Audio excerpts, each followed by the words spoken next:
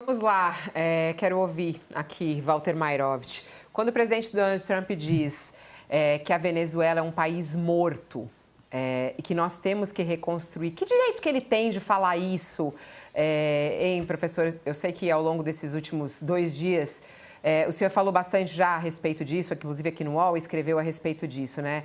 Que de direito o Trump não tem nada. Mas quando ele dá esse recado, o que ele está querendo dizer a respeito disso? O que isso exatamente significa, professor Mairovich? Olha, ele está fazendo, na realidade, um jogo de cena. Por quê? Porque o seu secretário de Estado, que acabou de receber dele uma procuração para reger como procurador a Venezuela, a bola já foi passada para o Marco Rubio. Marco Rubio, que é filho de cubanos, atenção, e domina muito bem a língua espanhola. Agora, passada a bola, qual foi a primeira coisa que o Marco Rubio disse a contrariar o Donald Trump no sentido de que a Venezuela estaria morta? Ele disse: não podemos incidir no mesmo erro de 2003. Ele estava se referindo, evidentemente, à invasão do Iraque, onde o Bush filho, fez a invasão e cantou vitória. O que ele fez? Ele também liquidou com o partido Baath, também, evidentemente, tirou o ditador, e o que resultou disso? Resultou uma guerra civil. Então, o Rubio alertou para uma guerra civil, dizendo: precisamos cuidar da Venezuela de uma forma, aspas, completamente diferente do que fizeram os Estados Unidos em 2003 com Bush. Foi um erro, fechando aspas. Então, Fabiola, o Rubio já percebeu que a Venezuela não está morta, tenta e telefonou para a Delcy, que é a presidente interina, com o apoio do Supremo Tribunal da Venezuela e dos militares. Rubio, já ligou para a presidente interina para tentar se acertar, se ajustar melhor.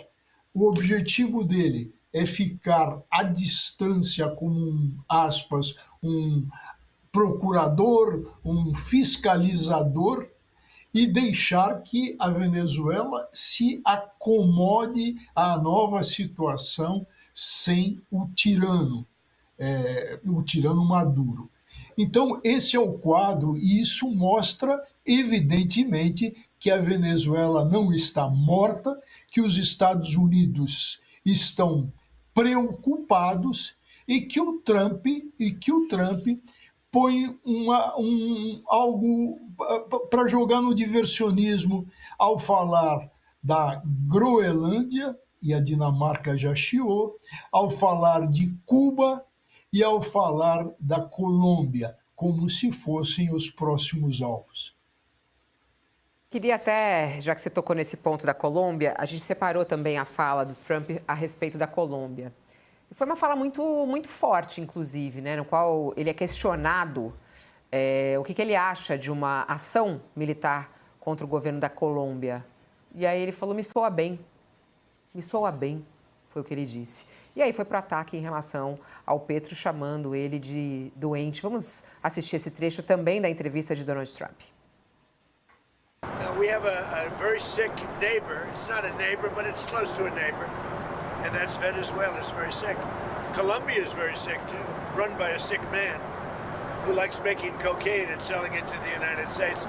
And he's not going to be doing it very long, let me tell you. What does that mean? He's not going to be doing it very long? He's not doing it very long. He has cocaine mills and cocaine factories. He's not going to be doing it very long. So there will be an operation by the U.S. and It sounds good to me. Eu vou até começar pelo Mairovich nesse ponto, porque ele faz acusações muito graves aí, sem mostrar provas, né, Mairovich?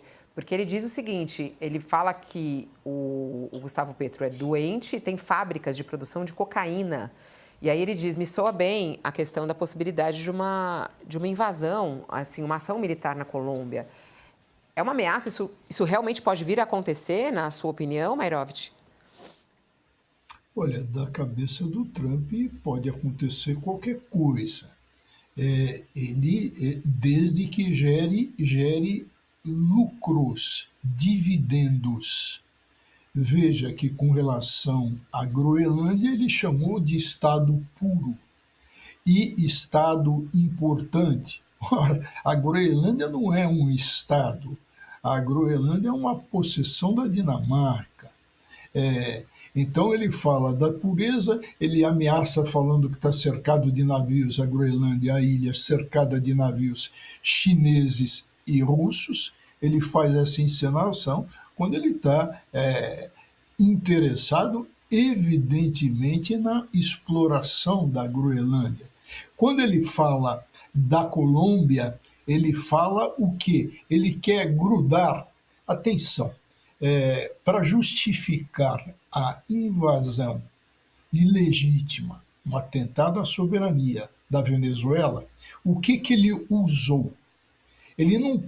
Primeiro, ele não pediu autorização ao Congresso. E por quê? Porque ele usou a lei de 11 de setembro, que permite ataque ao terror, reação ao terror. Ora, quando ele coloca o presidente da Venezuela na mesma situação do Maduro, vejam, o Maduro foi apontado como chefe de um Estado narcoterrorista. O que ele acabou de pintar a Colômbia? Como também um Estado cujo presidente, não é mais o Maduro, mas ele substituiu pelo Gustavo Petro, o presidente envolvido nesse Estado marcado pelas drogas. E todo mundo sabe disso, que isso vem de anos, e os cartéis. E falando no terrorismo, evidentemente, porque se as Farc se acomodaram, estabeleceram a paz, lá existe ainda o Exército de Libertação Nacional, ou seja, a guerrilha, e que, para os Estados Unidos, isto é terrorismo. Então, ele constrói um quadro exatamente igual a favorecer o quê? O uso da legislação que permite o ataque, o uso das Forças Armadas sem comunicação ao Congresso. Percebeu o jogo, Fabio? Antes de passar para o Sakamoto, eu queria até trazer a fala do Gustavo Petro. Ele foi às redes sociais, inclusive, reagiu no Twitter em relação a essas declarações do Donald Trump, mas ele fez uma declaração interessante. Ele falou, olha, meu nome não aparece nos arquivos judiciais sobre narcotráfico. Pare de me caluniar, senhor Trump. Não sou ilegítimo, não sou narcotraficante, tenho apenas como bem a casa da minha família e que ainda pago com o meu salário. E aí depois ele disse assim, hoje é verdade que as palavras em inglês de Trump são traduzidas como ditas pela imprensa nacional. Por isso, mais tarde ele vai trazer uma resposta, até saber realmente o que significa a ameaça ilegítima de Trump. Mas mesmo assim ele faz um longo texto e na qual ele rebate. Não é a primeira vez que ele rebate dessa maneira, não é a primeira vez que Donald Trump o acusa desta maneira. Vamos lá, Sakamoto, antes da invasão da Venezuela pelos Estados Unidos, algumas pessoas acreditavam até que será mesmo que Trump faria isso? Fez. Com a Colômbia pode acontecer a mesma coisa? Eu acho mais difícil porque a Colômbia tem eleições presidenciais agora em maio deste ano. O Petro não pode se candidatar, ele pode até recomendar um sucessor, mas dia 31 de maio está prevista a eleição de primeiro turno na Colômbia. Né? Então, o que a gente está vendo nesse exato momento é Trump tentando influenciar no resultado da eleição colombiana. É uma tentativa, essa ameaça de Trump à Petro não é uma ameaça à Petro, mas é uma ameaça ao grupo político da qual Petro faz parte. Petro é um presidente mais à esquerda. Então você está vendo o quê? Trump ameaçar a Gustavo Petro, né, falar que a Colômbia pode ser a bola da vez, traduzindo, se vocês elegerem alguém semelhante a ele, tenham cuidado porque pode ser a próxima Venezuela. Então, na verdade, o recado ele é bastante claro. Né? Parece desdém, parece safadeza, mas é uma tentativa de interferência numa eleição de um país que é importante. A Colômbia tem uma das economias mais importantes da América Latina. Né?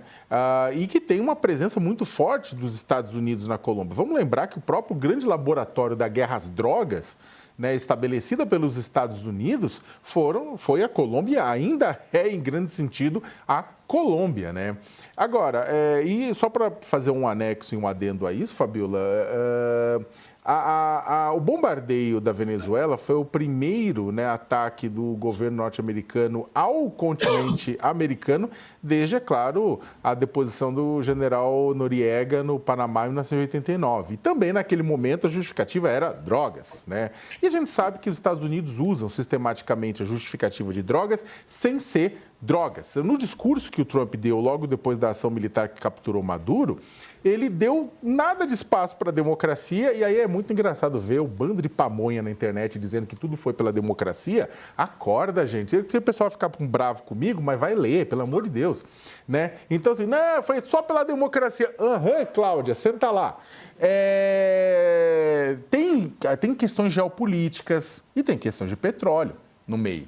O Trump falou horrores em tempo de petróleo, de controlar a produção de petróleo, de mandar as empresas para lá, de fazer valer o quê? Uma dívida histórica que os Estados Unidos que a Venezuela teria com os Estados Unidos devido à nacionalização dos hidrocarburetos anos atrás. Então, é uma tomada disso, é você considerar o quintal norte-americano, o quintal, a Venezuela como quintal norte-americano, esse tipo afastando China e Rússia, né? Mas, em última instância, mas é uma questão porque o Maduro era diretor de um cartel internacional de narcotráfico, da mesma forma que ele está fazendo com o Petro agora, com o Gustavo Petro, sem apresentar provas. O Maduro não precisa nem chamar ele de narcoterrorista. Tem 1 milhão de críticas a ele. Ditador, tirano, fraudou a eleição, atropelava direitos humanos. Teria 1 milhão de razões para a população venezuelana apear ele do poder. A questão é que não foi a população venezuelana, foi uma outra potência. E você tem hoje um monte de gente em outros países, inclusive da América do Sul, celebrando isso e tratando Donald Trump como seu chefe. E tem essa história, né, do Trump se achar o dono do mundo, né? Só para emendar na história da Colômbia, ele também falou sobre o México, né? Ele falou, o México precisa se organizar melhor. Vamos ouvir. Acho que temos a fala do México? Temos, né? By the way, you have to do something with Mexico. Mexico has to get their act together because they're pouring through Mexico and we're going to have to do something. We'd love Mexico to do it. They're capable of doing it. But unfortunately, the cartels are very strong in Mexico. I remember one time you actually, speaking of Mexico, I asked you about Claudia Sheinbaum, and you told me at one point you had offered to send U.S. troops into Mexico to combat drug trafficking there. Is that something you have spoken to her about? I think she's a terrific person. I would say every single time I talk to her, I offered to send troops. And she's just not willing? She's concerned. She's a little afraid. The cartels are running Mexico. Whether you like it or not, it's not nice to say, but the cartels are running Mexico. Bom, a gente tem a repercussão de tudo isso, como até o Sakamoto estava falando aqui, o quanto as pessoas estão refletindo sobre isso, quem apoia, quem não apoia essa ação de Donald Trump. Bom, a gente tem as respostas oficiais dos países e teve uma reunião importante ontem que reuniu os governos do Brasil, Chile, Colômbia, Espanha, México e Uruguai, divulgaram um comunicado em conjunto ontem, condenando as ações militares dos Estados Unidos na Venezuela. O comunicado diz: expressamos nossa profunda preocupação e rechaço diante das ações militares executadas no território da Venezuela, as quais contrariam princípios fundamentais do direito internacional, em particular a proibição do uso e da ameaça do uso da força, o respeito à soberania e à integridade territorial dos Estados Unidos, consagrados, dos estados, na verdade, não dos Estados Unidos, dos estados consagrados na Carta das Nações Unidas, é o que diz o texto. Bom, os países estão se pronunciando dessa maneira, fora alguns países que até celebram, isso também chamou a atenção, falando como o próprio presidente francês, né, o Emmanuel Macron, não celebrou, mas ao mesmo tempo ele disse que a Venezuela se livra, né, de Nicolás Maduro, e está livre dele, assim como também o presidente da Argentina, entre outros.